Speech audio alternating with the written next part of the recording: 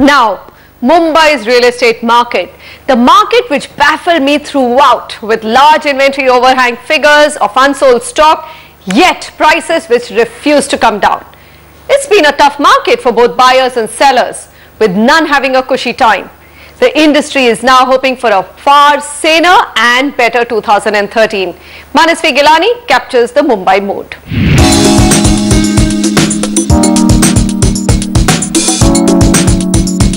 Beginning this year, experts anticipated the 2011 sluggishness to spill over to 2012.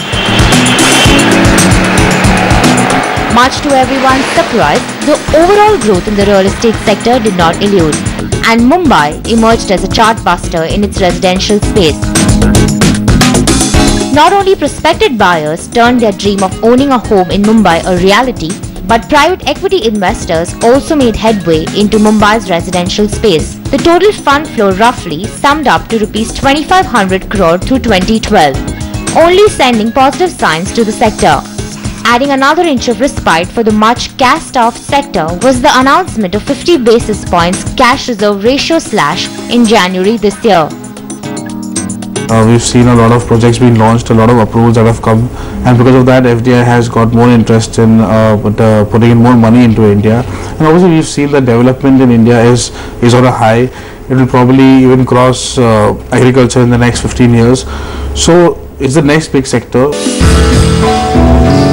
But in all their excitement, Mumbai developers missed out on following the rules of the game.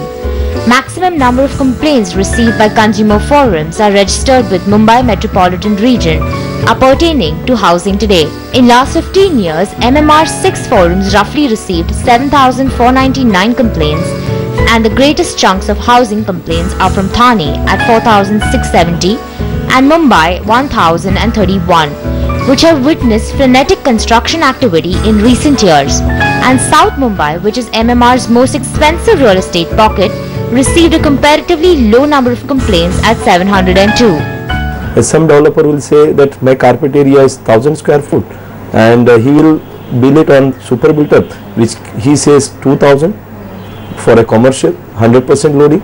And what is the base that he has taken 2,000? Nobody knows. If it is residence, he says I will say 60%. Then they will say okay, we will give you parking. If it is a podium parking this way, that way. So not only these are the basic amenities which are required in the complex, which as per the government rules you need to provide. But again you start defining those areas and then you start charging separately. The numbers brought the sector into a spotlight, and steps to address consumer grievances were thought of, and the Maharashtra government announced amendments to the Development Control Rules or DCR for Mumbai city.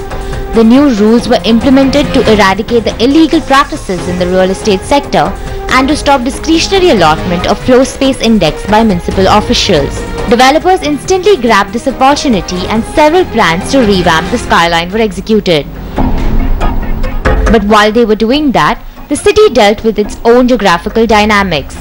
2012 saw Mumbai's sought-after micro-market South Mumbai competing with its own suburban counterparts. The total number of units launched in western and central suburbs were 7,017, while in the south, the number stood at 1,333. The difference in the absorption levels was evident. Practically in South Mumbai, there is no vacant land, and what is available is all redevelopment, and that too in very small plot sizes, where the complexes, well planned complexes cannot be designed with whole lot of amenities what now, because people are inspired with global lifestyles. And another issue is just because of that FSI restrictions are there, and space constraint is there. Due to that, developers don't enjoy architectural liberties. And if you see, the process of approval is a bit lengthier in South Mumbai. Developing hotspots along the western corridors are Andheri, Goregaon, Malad and Borivali, while upmarket central suburbs are Thane, Vashi, Kalyan and Nerul. Besides, the best performing sub-markets were Parel, Vadala, Dadar East, Shivri, Chembur and Tilak Nagar. According to the latest Jones Lang LaSalle Mumbai Real Estate Report, 2012 saw a significant increase in absorption over 2011 in these markets, in which the capital values grew in the range of 9 to 10% year-on-year during the year. Though the numbers look decent and the pace of approval process did pick up by July and August 2012, the ride has not been easy, say developers. If the first thing that the approvals come on time, we should have a single window clearance. There is the high-rise committee, we have the environment clearance, we have the heritage committee. These things take a lot of time. It takes almost 2 years. So when a developer is purchasing any plot and he has to wait for another 2 years, the interest cost is very high. He has to take private funding since the banks are not supporting, the government is not supporting. They want to put in money only in affordable projects. So with these kind of scenarios, for us to maintain the cash flows and everything, we need quick approvals.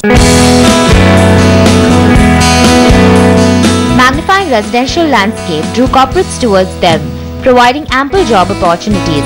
Ongoing infrastructure initiatives and tempting private equity deals only pumped up developers' appetite to meet investor demand for larger floor plates.